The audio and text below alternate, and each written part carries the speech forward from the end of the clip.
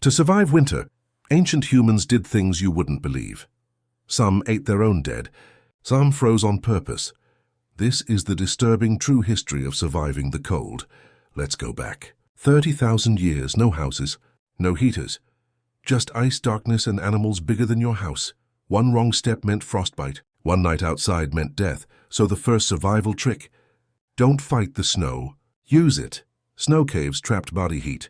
Inside it could be 40 degrees warmer. Igloos weren't just clever. They were the difference between life and death. But shelter alone wasn't enough. You needed fuel. And fuel was scarce. So ancient humans burned fat, literally. Animal fat became candles and fire starters. These were called blubber lamps. They burned for hours on pure grease. But heat wasn't the only problem. Ancient humans were starving too. Winter meant no fruit, no vegetables, no easy food anywhere. So they ate almost pure meat and fat for months at a time. Their bodies adapted to burn fat instead of sugar. It kept them alive. Bone marrow became a delicacy. It was fat, protein, and pure survival. Nothing was wasted. Every animal killed had to save a human life. Skins became clothing. Sinew became thread. Bones became needles. Layered fur clothing was so effective it's still used by Arctic hunters today. But even with all this, frostbite was constant. And frostbite was brutal. When skin froze solid and died, there was only one option left: amputation. With stone tools. Fully awake. No painkillers. Archaeologists have found ancient skeletons missing fingers and toes from frostbite. Some cultures used heated stones to try to save frozen limbs in time. But frostbite wasn't the scariest threat. Hypothermia was silent and it killed faster. Hypothermia makes you feel warm right before you die. Victims often fell asleep. So ancient humans slept in piles. Literal human body heat piles. Entire families and groups slept stacked together to survive the night. If someone stopped shivering in their sleep, that was a warning sign, because when shivering stops, the body has already started shutting down. Groups had to physically warm the dying, or lose them by morning, but sometimes none of this mattered, because the food simply ran out. Famine during winter was common, and famine forced impossible decisions. In extreme famine, some ancient groups practiced something called Senicide. The oldest members would leave, or be left to save the rest of the group. This wasn't cruelty for cruelty's sake. It was brutal winter math. One less mouth to feed could mean everyone else lived to spring. Some anthropologists believe infanticide occurred too, in the worst famine years. These weren't easy choices. They were survival forced by starvation. And in the most desperate cases, evidence suggests something even darker. Archaeologists have found ancient human bones with cut marks matching butchery. Survival cannibalism. Not hunting, not murder. Starving people eating the already dead. When storms sealed people inside caves for weeks, this became a last resort. This wasn't just prehistoric. It happened in the 1800s too. The Donner Party got trapped crossing mountains in brutal early winter storms. Nearly half of them died. Some survivors resorted to eating the dead. It's proof this isn't just ancient history. Winter has always been merciless, but not everyone just survived winter. Some cultures mastered it. The Inuit developed some of the most advanced cold survival tech in history. They used snow knives to cut precise ice blocks for stronger igloos. The sleeping platform was raised higher than the entrance. Heat rises, cold sinks. The entrance tunnel dipped below the living space, trapping warm air inside. Snow goggles with narrow slits prevented snow blindness from the sun's glare. Without them, hunters could go permanently blind from reflected sunlight on ice. Food preservation was everything. Drying, freezing, and fermenting meat for winter. Some meat was buried and left to ferment for months underground. It smelled horrific, but fermented meat was packed with survival nutrients, disgusting to us, life-saving to them. That was the winter trade-off. Let's jump to the mountains. 5,000 years ago. Meet Ötzi. Ötzi the Iceman was a real ancient traveler frozen in the Alps. He wore a woven grass cape as an extra waterproof layer against snow. His shoes were stuffed with grass insulation, an ancient version of thermal socks.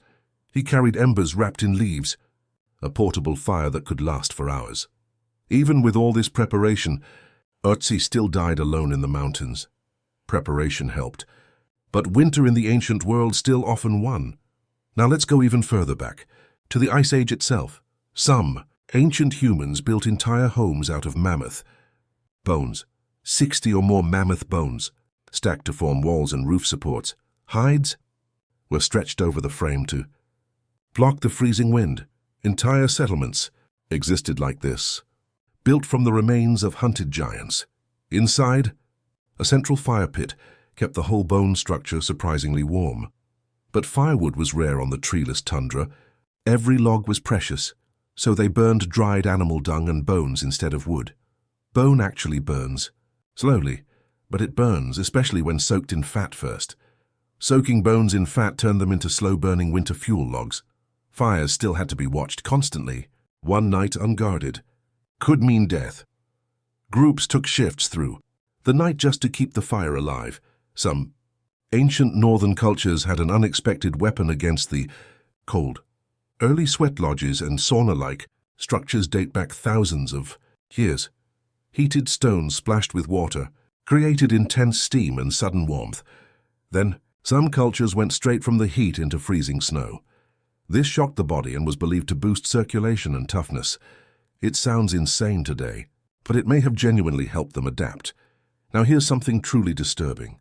Winter birth was a death sentence risk. Giving birth in freezing temperatures killed both mothers and infants constantly. Groups would build a dedicated fire just for birth, using extra precious fuel. Newborns were wrapped instantly. Minutes of exposure could be fatal in winter. Infant mortality in winter months was brutally, heartbreakingly high. This is why so much of ancient winter life revolved around one goal: survive until spring. Every single decision came back to that one goal. Some groups tracked the days using carved bone calendars and tally marks. Knowing how long winter would last helped ration food more carefully. Every scrap of food was rationed down to the day, sometimes the hour. Hunger was constant, not occasional, constant for months at a time. In the worst famines, people reportedly chewed leather just to feel full. Bone broth wasn't a health trend. It was often the only food left. Every bone was boiled and reboiled until every last bit of nutrition was gone. That thin, greasy broth could be the difference between life and starvation. And then, after months of darkness, the thaw would finally begin. Spring meant survival. It meant they had made it through the impossible. But not everyone made it. Winter deaths were simply part of ancient life. Every community carried losses. The old, the young, the unlucky, the sick. Winter wasn't a season back then. It was a test with real stakes. And every single one of us descends from people who passed that test. Every trick, every scar, every hard lesson got passed down through generations. Today, we complain about a thermostat a few degrees too low. But somewhere behind that comfort is a history soaked in ice and struggle. Every warm room you've ever stood in was built on their suffering. So next time winter feels rough, remember what rough actually used to mean.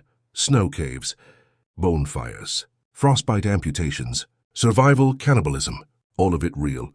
Fermented meat, Senicide, famine rationing, all documented, all disturbingly true. History isn't always comfortable, but it's always worth knowing. If this blew your mind, there's a lot more disturbing history where this came from. Subscribe for more deep dives into how humans actually survived the unsurvivable. Thanks for watching. Stay warm out there. Trust me, you have it easy.